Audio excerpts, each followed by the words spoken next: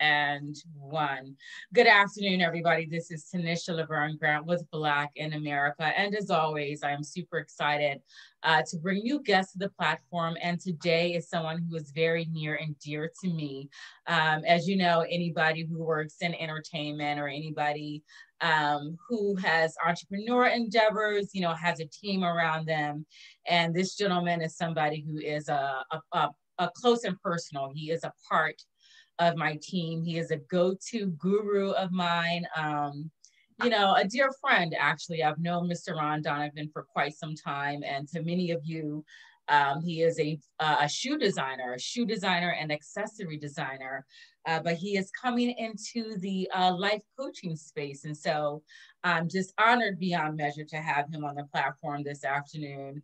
Ron, how are you? You look good, brother. How are you? He is a soul strategist. Well. Wait a minute. Hey, let me get this language right. So you are a soul strategist, outcome, get this language, you guys, outcome actualization coach. Get that. Outcome, that's one word. Actualization, that's the other. And coach. So, Ron, you are just, listen, this man is just, he's just about that life. How are you, Ron? I am doing well, darling. Inspired by all of you doing out on the West Coast. I love seeing everything that's going on. And as we always say, things are popping. It's lovely to see folks turning lemons into lemonade. And that's where we are. We are having to make all types of pivots and just adjustments during this period. I mean, we're establishing new norms. Yeah. It's a beautiful thing. Yeah. My biggest goal, Ron, is to make sure that I'm getting the lesson of this moment, this COVID-19, there's just so much that remains to be seen with this virus. And the only thing we can control is ourselves, which is why I'm so excited to have you on the platform this afternoon, to really talk about how important it is that in an environment, and even pre-COVID, you can't control what somebody else is doing. You can't control what is happening in the world. You can only control your response and how you navigate to what is happening around you. So when we talk about you, being a soul strategist and, an outcome actualization coach, let's just talk about how important it is for people to be able to not react, but to respond. I think that's a great distinction. I'll start with a little bit of an antidote. I had my primary business. I've always been an entrepreneur, and my primary business is my Ron Donovan footwear and accessory brand. It is a luxury footwear brand that I've run for many years. I've built other businesses, helped people build other businesses, and I've actually designed for other brands, but this is my primary business. But over the years, I've also been very active in mentoring and coaching and just sharing my experiences. And I wouldn't even call it coaching. I've just been sharing my experiences and the wisdom that I've gleaned from those experiences, So as COVID kicked in, my production is predominantly in Italy. So I got shut down relatively early. I started out with a great November and December 2019 and was looking like everybody else into 2020 vision, the transformative year and all of this stuff, all the cliches. Yeah. And I was jacked. And around January 15th, it all went south. And it continued to go south. And I just was like, well, what's going on here? And I guess about mid-March, it hit me. I've been talking about this being a transformative year. Oftentimes to transform, things have to be purged. Yeah. And once I realized that many of the things that were shifting and purging were putting me in another place. And as you said, I started to kind of pivot and pay attention to, what was happening. In light of all that was going on, I was getting more calls, less about shoes and more about, hey, I'm going through this. What do you feel about this? Or how do I deal with this? Or everybody was coming to me with things and I'm going, okay. And finally, one day someone's like, you should really do this, seriously. And I kind of went, nah. But the person that mentioned it was a gentleman that I go to for advice. Wow. So I truly was an older gentleman, retired, lawyer, partner at a law firm, kind of chilling in Key West now, just living the life. And he a phenomenal guy. Imagine going from a white glove law firm to a regular,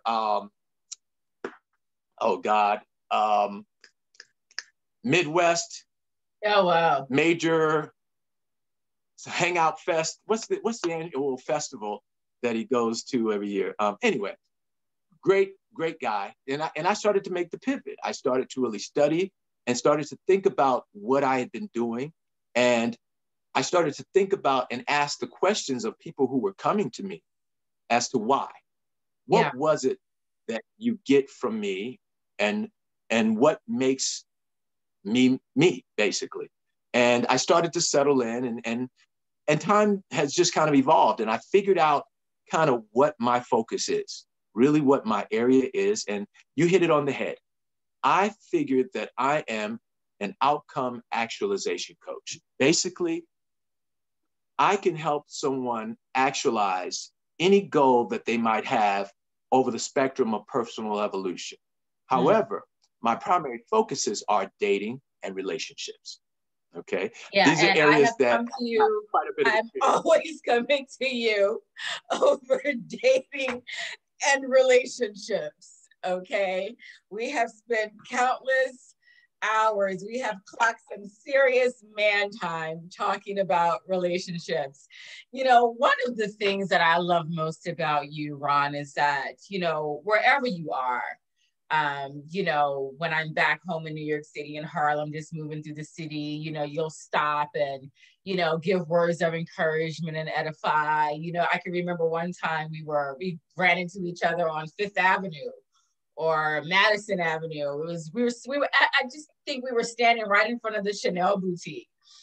And we ended up having this hour-long conversation. But the beauty of who you are and the gift that is inside of you is that you're able to listen without judgment. You're able to listen without rushing to put your opinion, or your thoughts out there first. You're really listening to what the other person has to say and really trying to find out the why they feel this way, and to tap into, that frequency and that understanding, and I know for me, when I come to you, it's a safe space. Number one, I know it's in confidence. It's not going to leave, from my mouth to yours, and that's it. And God, but you are listening and you're able to offer up, sound advice and sage really without judgment. I can come to you with whatever about whatever. And there ain't no judgment, man. There is no judgment. Well, I will adjust that slightly, because this is something that I think is a bit of a misnomer. I do judge. I don't condemn. See, judgment is necessary for discernment. Okay. If you're not judging something, you have to really judge it based on what it is that you believe. So the issue is not the judgment, it's in the condemnation of it. Yeah. All right. So it's a lot of what I do is I'm spiritually based. What I try to do is, and I've spent years of trying to do it, is to balance my logical mind with my spiritual being. And there are times when I get into Ron and I have to stop and go, wait, hold up. This is Ron giving an opinion. Back up and let me settle into something greater than me and try to just kind of try to tap into the spirituality, because I like to say that I have a balanced mind of logic, spirituality, and faith.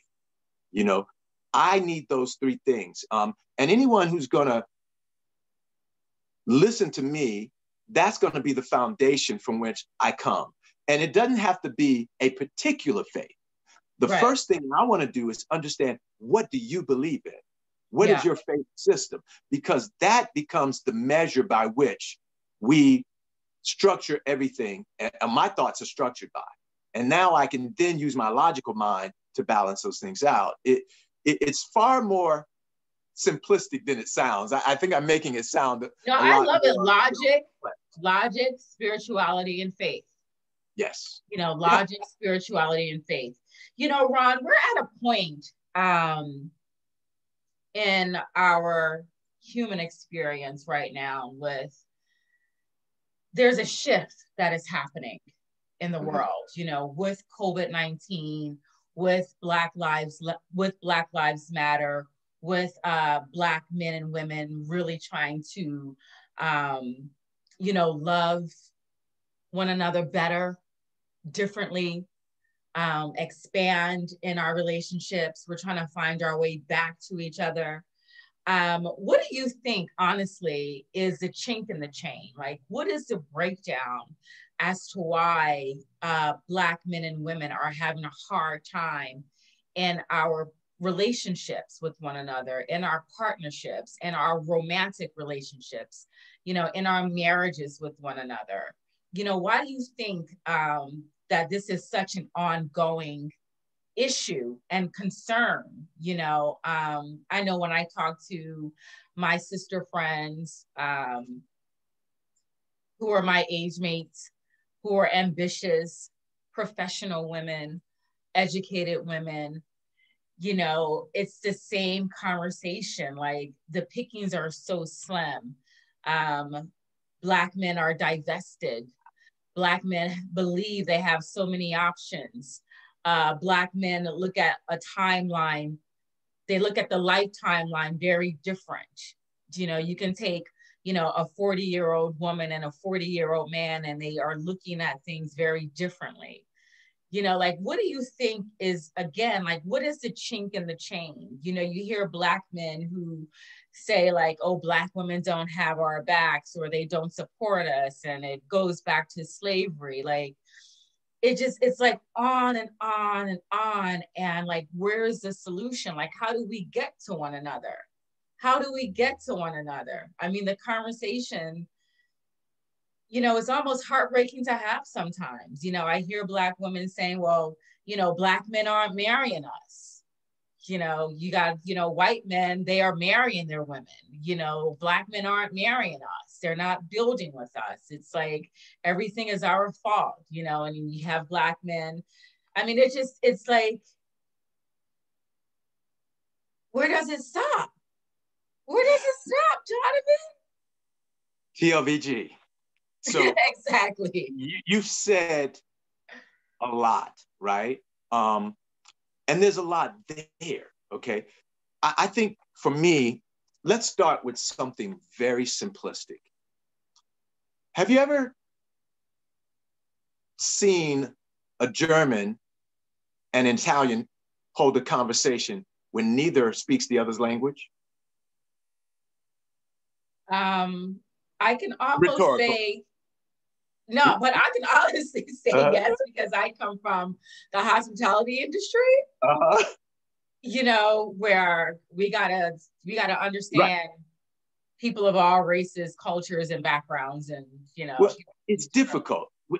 Despite the greatest effort, if one person doesn't speak the other's language, there's usually this divide, right? And there's an inherent communication divide between men and women in general. And then let's break that down into dialects that further divide Black men and Black women. Give you an example. It may not be so original, but I'll break it down into Martian and Venusian. Men speak Martian. When we speak to each other, we speak a certain language. Women speak a certain language to each other, right? When we cross over, it's almost like speaking German and Italian. We're not understanding each other, right? I'm sorry to cut you off, Ron, because no, go. Guys, get ready, because we're in here now. We are in here. Okay. Uh-huh. So what is this Martian language? Like, I get it, men are from Mars, women are from Venus. Right. Let me give you an example. Okay. Let me give you an example. Y'all look at my posture. I done changed my posture. Like, I'm ready now. I'm ready. All right. So here you go. Guy has a horrible day at work. He comes in, he calls his boy. Yo, man, I had a horrible day at work. Boss did this, da, da, da, da. His boy says, yo, man, what'd you do? What happened? What'd you say? What you gonna do tomorrow? That's the conversation man to man.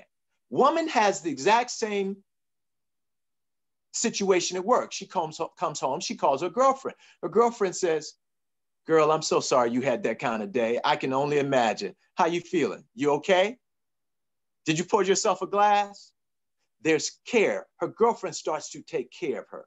Mm-hmm. That's the nature. Now, of course, these are generalities and they're degrees, but I'm speaking at the polars, right? So now you have a woman who comes home to her man and she says, baby, this happened at work. He's treating her as he would treat his boy. He's speaking to her from a Martian mentality. He's going, well, what'd you say? What'd you do? What you gonna do tomorrow?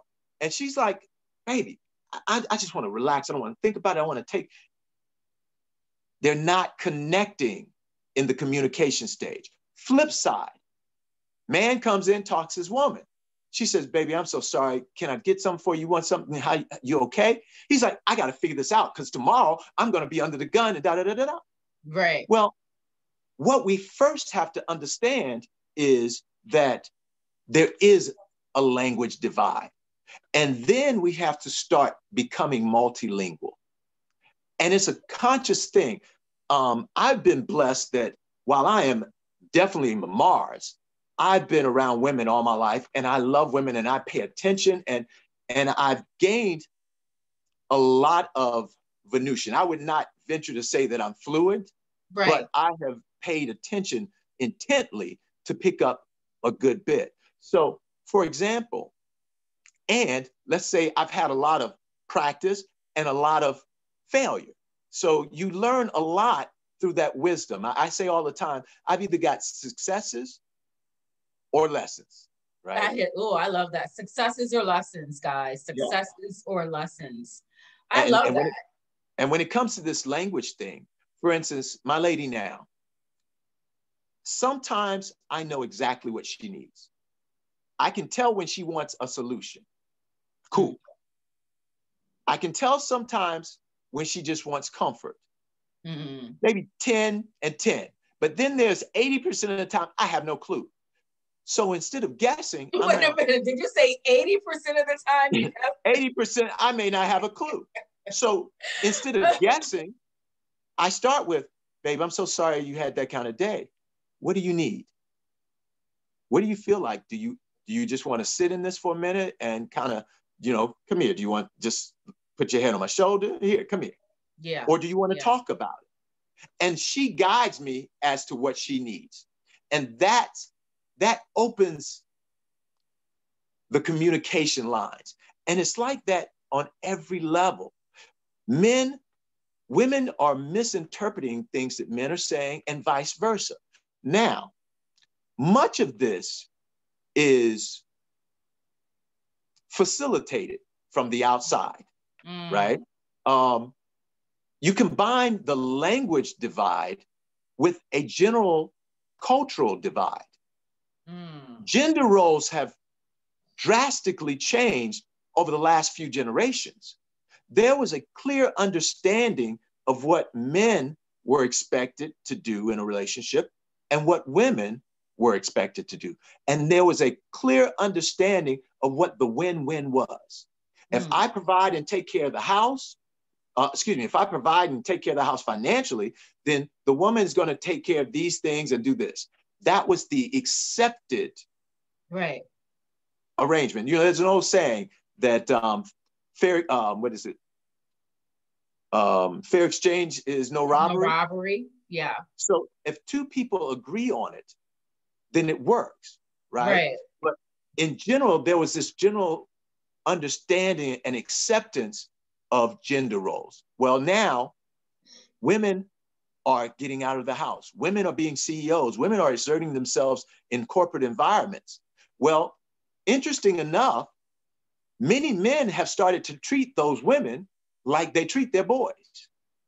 Because and that is, to me, Ron, like, that is so unfortunate, because just because you are ambitious and you are an earner and you're a CEO or a CFO or a CMO doesn't necessarily mean you want to eschew, you know, your feminine, you know, your femininity.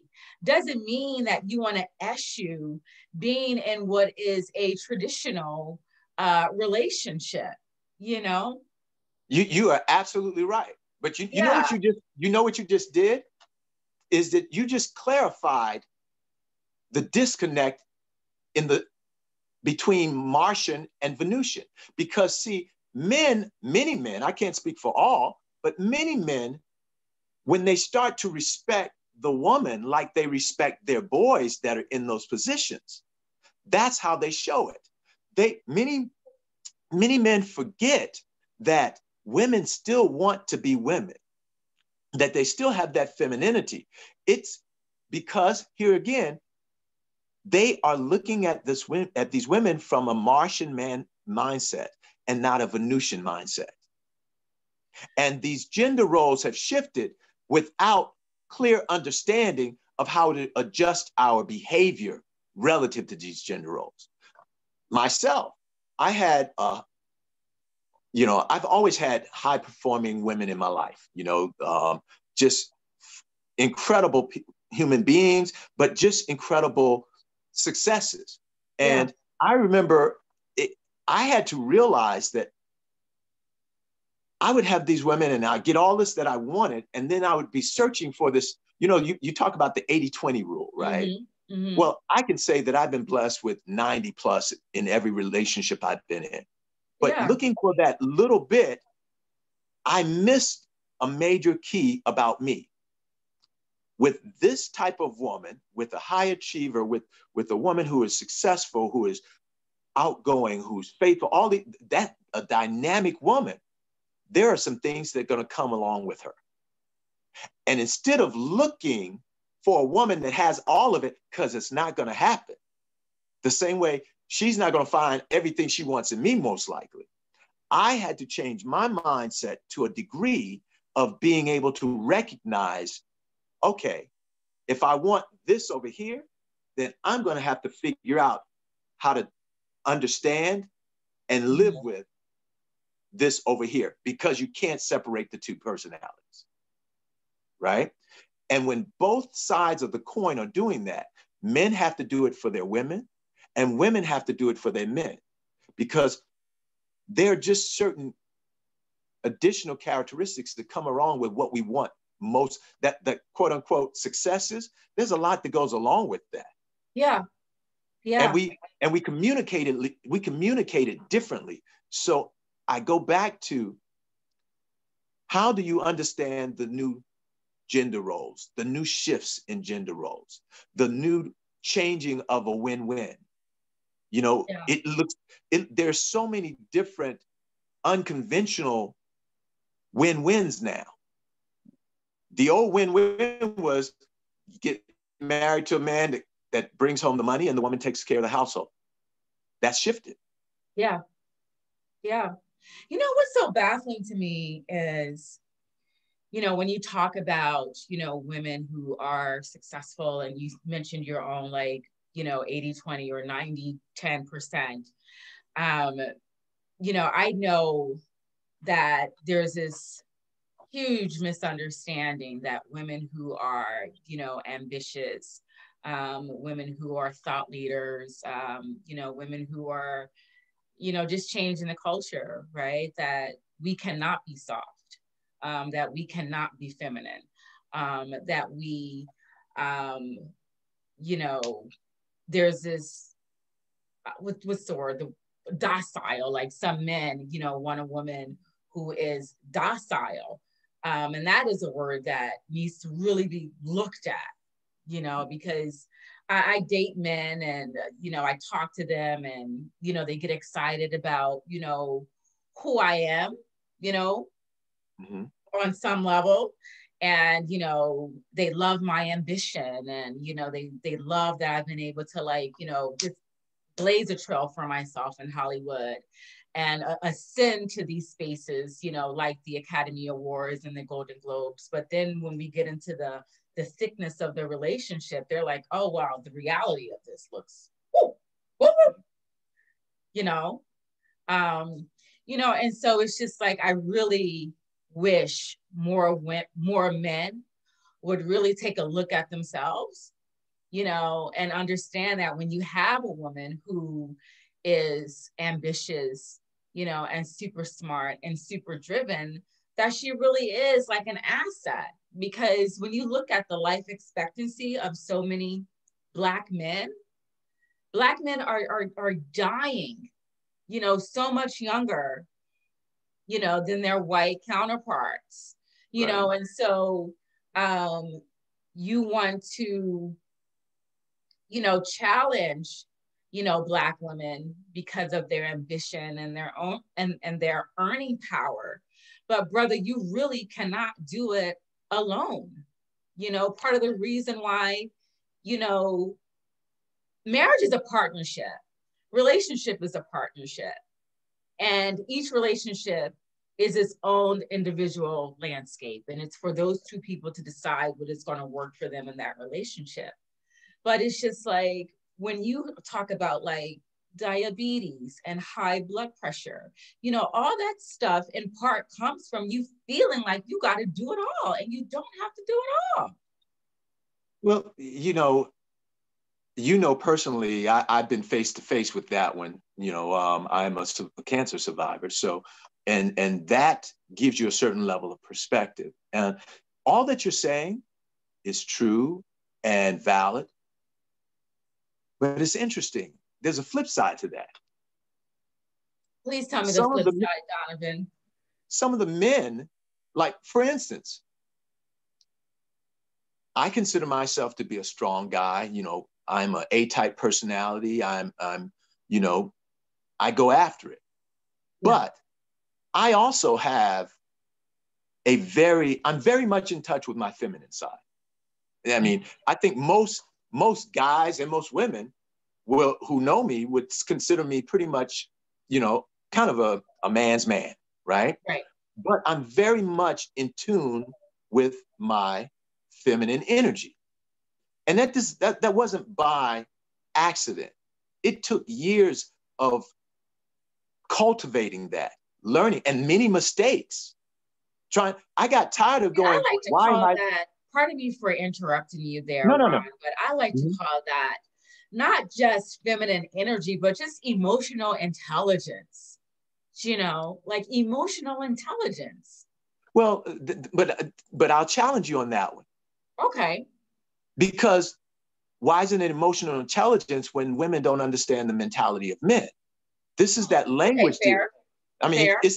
It's not fair for the German to look at the Italian and go, you need to learn German, versus the Italian going, well, you need to learn this. Man. Do you guys see what is happening here? This is us. This is what we do. This is what we do. And this is why, again, I'm speaking today with someone who is very near and dear to me, Ron Donovan. Most of you guys back in New York City, know him as, Ron Donovan of Ron Donovan, shoe wear and his accessory line. And he is now coming into this space as, a life coach, soul strategist, and I'm just super excited to have him on Black in America today to really talk about, how we can bridge the gap, the communication gap that exists between men and women, but more importantly, Black men and Black women. So Ron, continue on.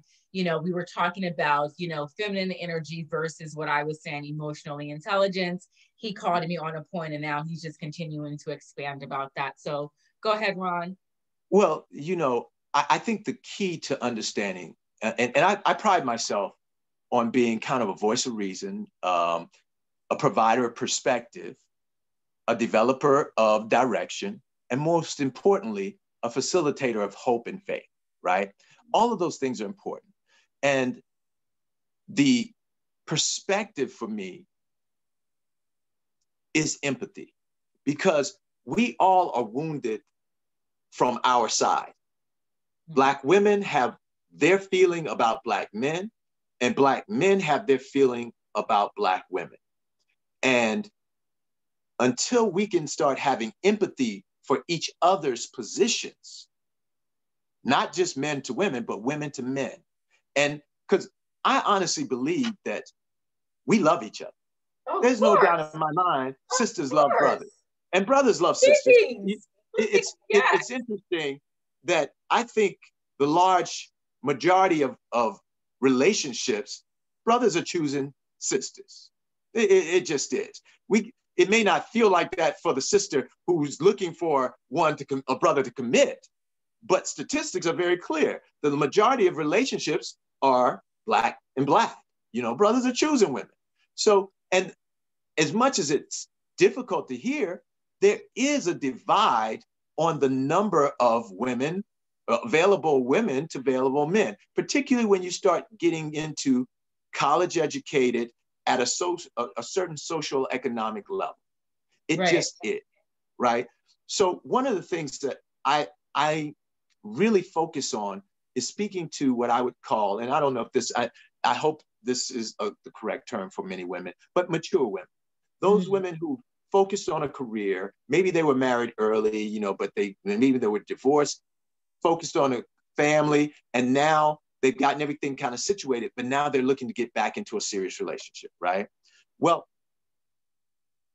I think there are circumstances that are unique to that. The fact is, you can't actualize any outcome until you understand the parameters and what you're having to deal with. What am I starting with?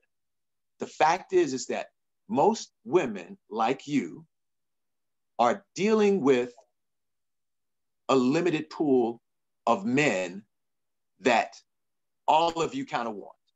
Mm-hmm. And that pool is defined by, to a large degree, what society is now telling us are good men. So there are a lot of angles that I kind of suggest. The first thing is to evaluate what exactly is a good man. I've heard there's been a lot of talk about high-valued men, six-figure men, and all of this stuff, right? Well, there are a lot of really good brothers who may not be making those kind of numbers, but as you said, maybe it's not you supporting them directly in their business per se. Maybe they're supporting you. Mm-hmm. Maybe it's all about values and mentality. You got a cat that may not be making six figures, but he understands savings. He understands the importance of investing. He understands all of this stuff. So now this is someone who shares the same values that can become a partner, because you could find another cat that's six figures who's a spendthrift that is just blowing his money, and you look up and it's just not working. Yeah. Yeah. So I think the key is, first of all, truly evaluating what are the important characteristics. It's all very interesting, because when I look at men, some men, I don't want to make a sweeping indictment here, but when I look at, some men who are earners, right? there are a lot of men who are these so-called earners, or they have a position in society, and they're not necessarily looking for those women who could match them, right? They're not necessarily looking for those type of women. I can't tell you how many times I have seen men who are these big earners, and they have a woman who is just a pretty face, who is just a look, what we call like the trophy. And so it's just, I mean, it's just very interesting to hear you say, like, women want men who are these earners, because we do. We want somebody who matches us. But then it's just like there are a number of women that exist in the world who are beautiful, right? And that is all they have to offer, right? And so they take up a large part of that pool too, who want the men who are, the big earner, the quote doctor, the lawyer, this high profile person, but they're just as pretty face. They don't know anything about sweat equity, private equity, public equity. They don't know anything about, mortgages, real estate. They cannot recognize if. I got to tell you, that's not necessarily true. That's the challenge now. There's so many beautiful, educated, dynamic women. There are. I mean, the two are not mutually exclusive anymore. It used to be brains versus beauty. That's not the case. I'm not saying that. But what I'm saying is, it's just the point that I'm trying to make here, Ron, is that there are a lot of men who will opt out of dating somebody that can match them intellectually and financially, that they still opt for, a woman, who. Okay. This is, we speak from our perspectives, right? Right. And I try to have a perspective beyond my own. I make a point of trying to look around. I think, once again, I'll go back to a statement that I made earlier. When we get outside of our situations, it feels that way. I understand how that could definitely feel that way. But then I look at a lot of the brothers that I know, and I look at who they're married to and those women, and they're not the trophy wives, quote unquote, so to say. Right. But it goes back to, again, evaluating what is the right mate. And I'll use a business example a bit, right? Most people, when they start a business, they're looking, I need investment capital, right? I need to get some money, right?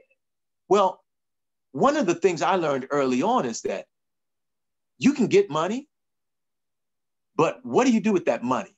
Sometimes it depends on what you need in your business. Sometimes you need intellectual and human resources more than you need that money. Whew. Sometimes you may not be able to get somebody to invest dollars in you, but you may be able to get them to invest that marketing expertise or that production expertise that you normally would have had to spend money to pay for. So it's hard to go and ask for a large sum of money sometimes, but it may be easier to find those places where I can get those other things that I need anyway. Right. It's kind of repackaging things a little bit and changing your paradigm slightly. And I'm by no means talking about settling. Sometimes we still want to get to here. We just may have to come from here versus here. I understand But everything I do kind of starts with the individual. First of all, we can speak in generalities all day. every man and every woman's situation is unique. So whenever I start to spot, when I start to talk to you, I'm going, okay, so where you at? What's happening with you? What's going on with you? What are you looking for? You are a thorough accountability partner. Again, you guys, Ron Donovan, soul strategist I'm speaking with today, somebody who is a solid part of my team, just sharing what he does, the services that he offers.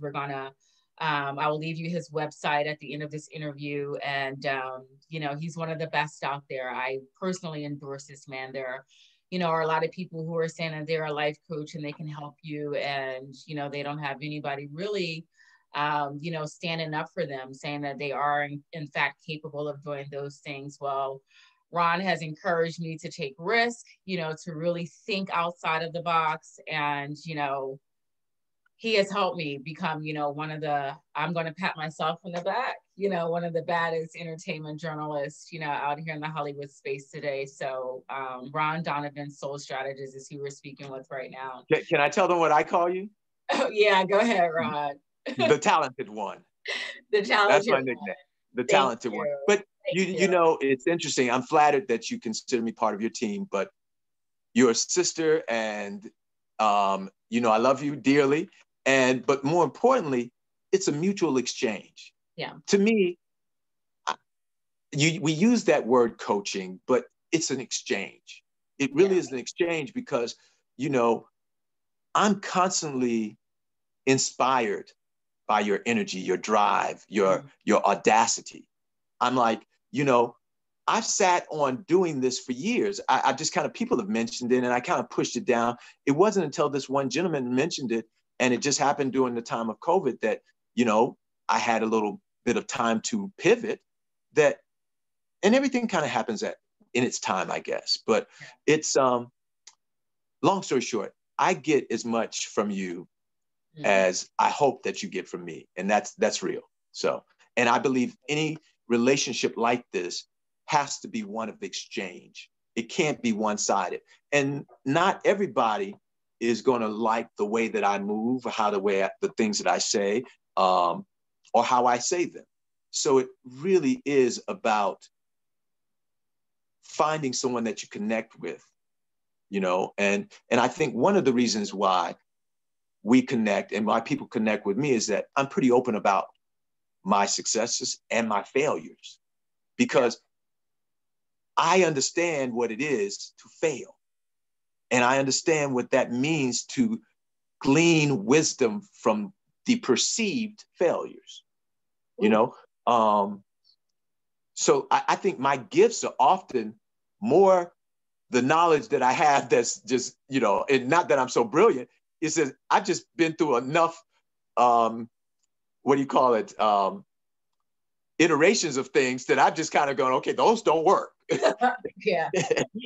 These are a little more, productive. So, we move forward.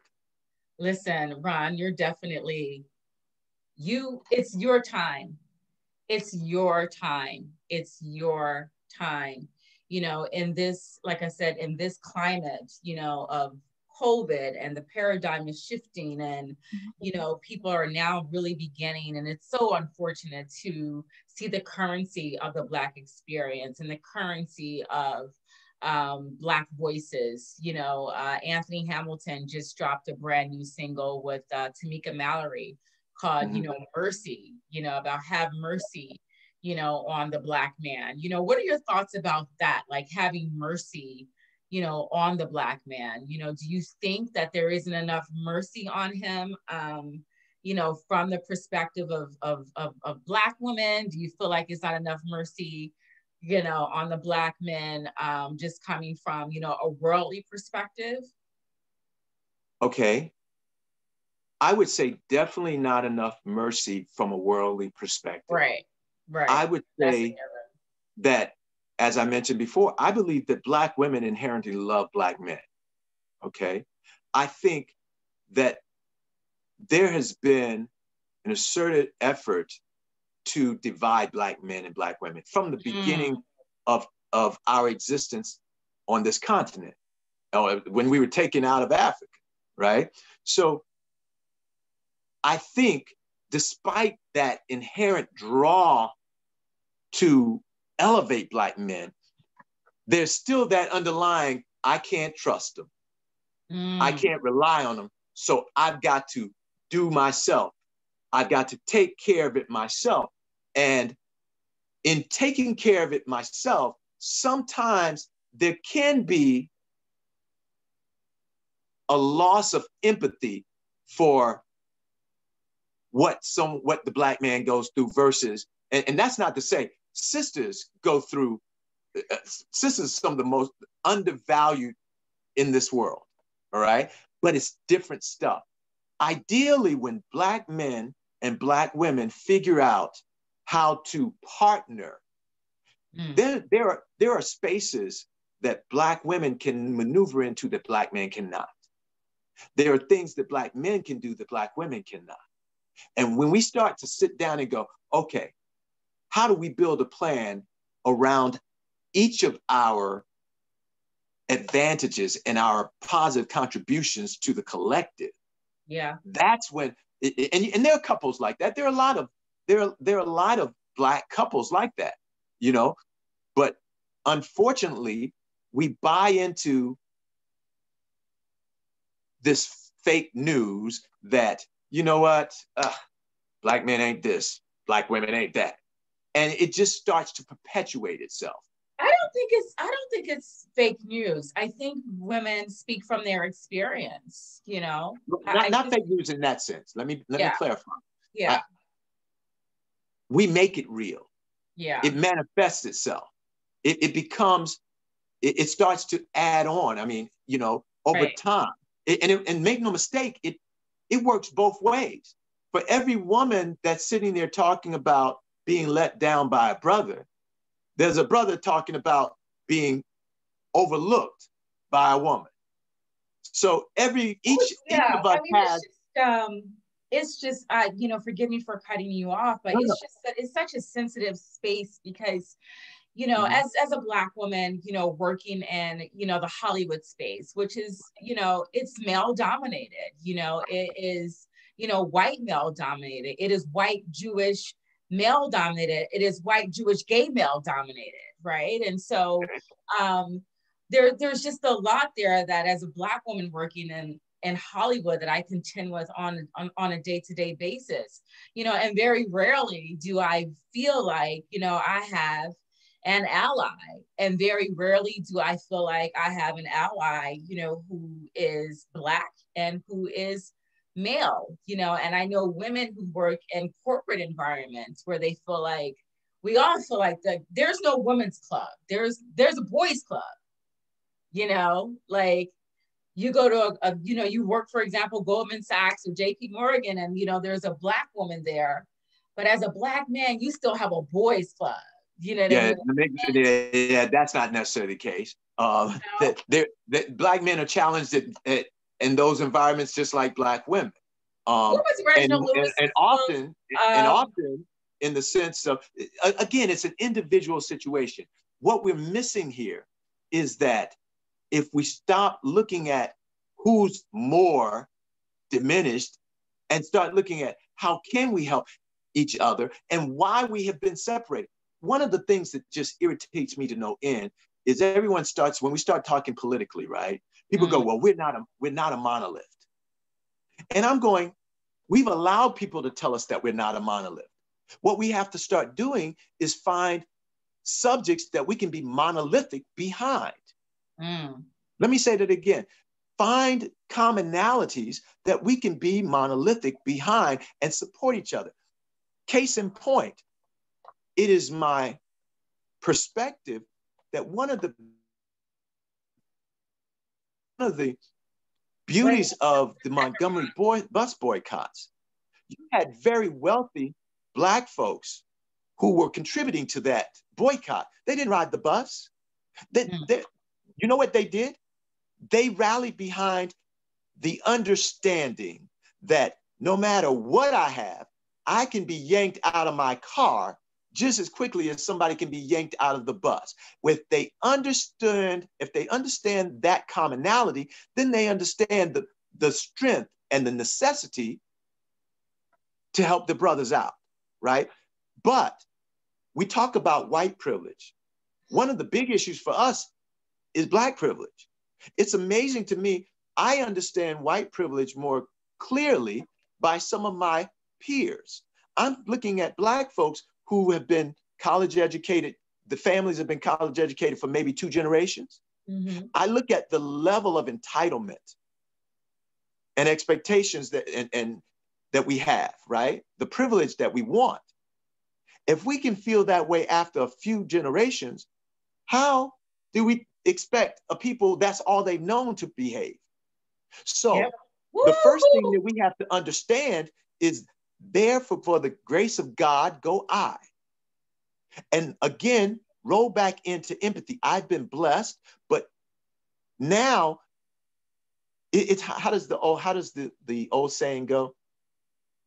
In the winter, the lone wolf dies while the pack survives.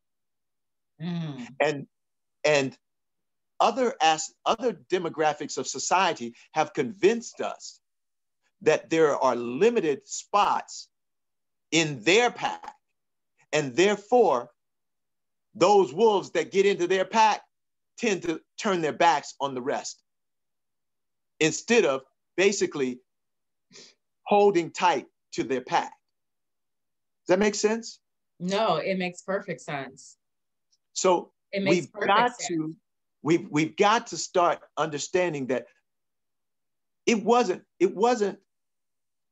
let's just demean the Black man, or let's just demean the Black woman. It was, okay, let's pit the light skin against the dark skin. Let's pit the house versus the field. Let's pit the strong versus the weak. Let's pit the young versus the old. Every dynamic, all of that. There was an asserted effort to create cracks. What we have to stop doing is buying into those cracks, and to go that, you know what? We're all getting played. It doesn't matter who appears to be getting played more. Let's figure out how we're going to come together. What assets are you carrying? What assets am I carrying? I mean, this conversation, is a beautiful thing. Your wheelhouse is something that I never really have. This whole public speaking thing is kind of new for me. So I'm working amazing. On it. You're doing amazing. I'm trying. I'm just following. It's easy when you got a great lead. Oh, thank you. But, I think this type of willingness, the level at which the people that you're interviewing to take the time to interview me, that's where it starts. Yeah. The support, that's what we have to do. And it's slowly, yes, and slowly those divides start to kind of narrow. It's collective work and responsibility. Absolutely. I made a promise, to myself that at every level of my career, that I would always, reach back, but more importantly, to never forget, who my true friends and who my true allies and where my base is, and the community of Harlem is my biggest support base. There's Cheney University, where I'm a very proud alum. There's my hometown, Chester, PA, right outside of Philadelphia, which is a big base, and Harlem, USA is a part of that big base. When I walk those streets of Harlem, people know me by my name. They call me my nickname. They have nicknames for me, red carpet, whatever. But I know that I am loved and I am supported, I am nurtured, I am protected, and that goes a long way. That goes a long way, and Ron, you are a part of that. You know what I mean? You are a part of that, and so it's just like, I owe it to the collective.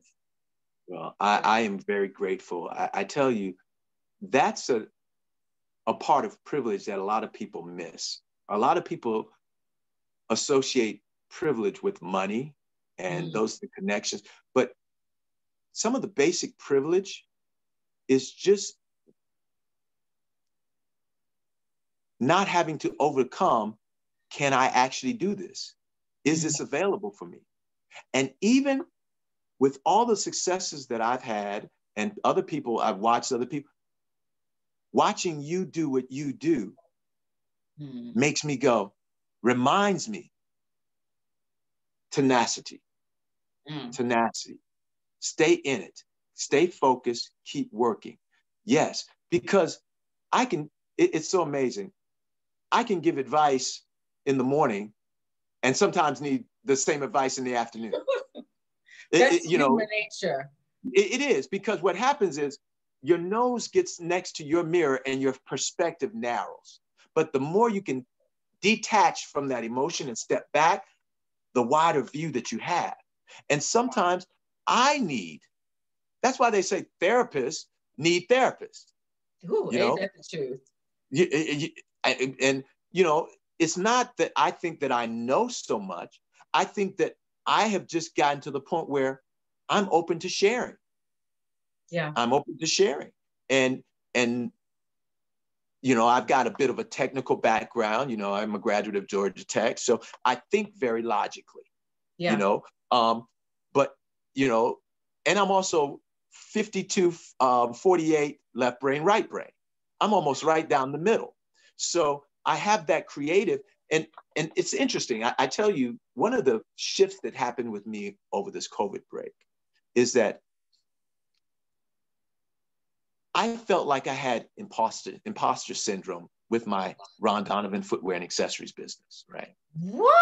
I make that incredible imposter products. syndrome is so real, boy. That imposter syndrome. Absolutely. I make such great product. I've got a lot of people wearing my stuff, but I still always had this thing of anybody telling me that it was not up to par, right? And then I started to think about it. And there are three things I think entrepreneurs need for their venture. They need a gift, they need passion, and they need purpose. And what I realized, that I had kind of lost my purpose with Ron Donovan.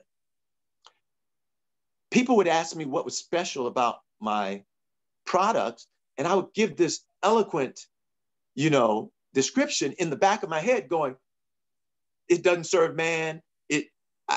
I'm not serving man, it's superficial, all these kind of things, right? Yeah. Because my purpose, I felt was more human. And I didn't feel like I was serving the human need.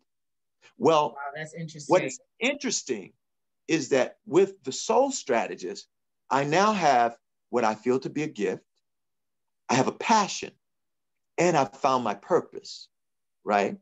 So what has happened is, by finding my purpose with the Soul Strategist, it now allows me to not feel guilty by doing the Ron Donovan business. I'm reinvigorated.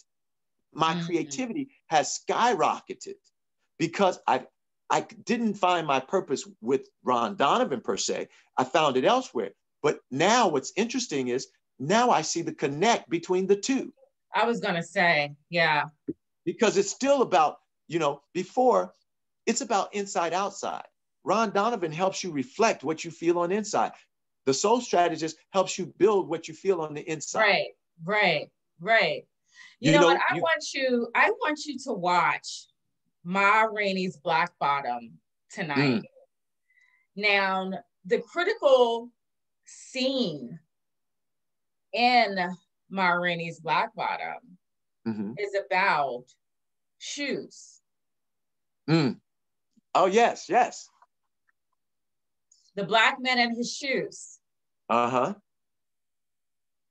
So there is a direct connection to Black people and our appearance and what makes up that appearance.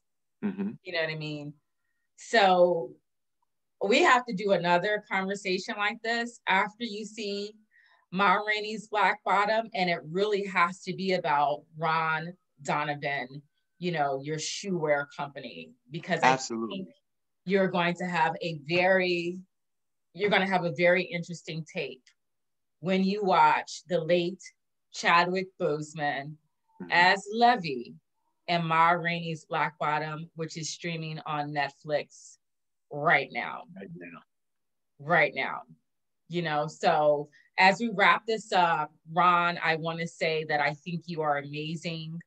You know, I am proud to call you my friend. I am super excited about what is coming down the pipeline for you. And, you know, for anyone who is having a difficult time, you know, making a pivot in this COVID environment, who's feeling the pressure, because there's so many pressures, like, oh, you got to have a business when you come out of COVID. You got to do this when you come out of COVID. You know, and some people don't have the resources. Some people are facing eviction. Some people are downsizing. You know, like, I'm trying to downsize. I'm trying to figure out, you know, how I'm going to make it through 2021. You know, what is some sage, some advice that you can just offer to the collective, you know, as a soul strategist, you know, as the outcome actualization coach, to help get us to, you know, the second phase of COVID-19? I think the first thing to remember is that the only constant is change, evolution, right? The definition of personal evolution is moving from one state theoretically to a better, stronger, higher state, right? And every day we have is an opportunity to evolve. Okay, so it's like, I'll go back to that March epiphany I had, is instead of looking at all the negative that was transpiring, we have to start looking for opportunities and looking at what it means for us individually, not worried about what other people are doing, but look at our own situations, even in our losses. It's interesting because I realized during this time that I had to release any fear of loss, whether it be loss of relationship, loss of business, because tomorrow's not promised. Wow. I had to live and focus on today and build from there. So, perspective, keep a forward perspective. There's an old saying, and I love it. When you're going through hell, keep going. Because that's the place you want to stop. And right now, I think that's apropos. Wow. Wow. Well, Ron Donovan, this was an amazing afternoon. This was an amazing interview today. You are my last interview today. And this was perfection. This was perfection. Ladies and gentlemen, again, Tanisha Laverne Grant with blackinamerica.com. I had the opportunity to have an in-depth conversation with, you know, someone very near and dear to me, who is a serial entrepreneur, life strategist, the soul strategist, the outcome actualization coach, Ron Donovan. You can, you know, find out how to book sessions with him at rondonovan.com, correct? No, it's actually RD, the soul strategist. Oh, RD. RD, the soul strategist.com. Okay, RD, thesoulstrategist.com. I will leave his email at the end of the interview when I run it. Again, thank you so much for tuning in. Thank you for being so loyal to me for the past 7 years. I have about over 70,000 blog subscribers on Black in America, and you guys keep me going, and I do it all for you. So thank you so much for tuning in again. Good night. Thank you, darling. Bye-bye. Thank you. Thank you so much, Ron. So I'm just going to hit stop.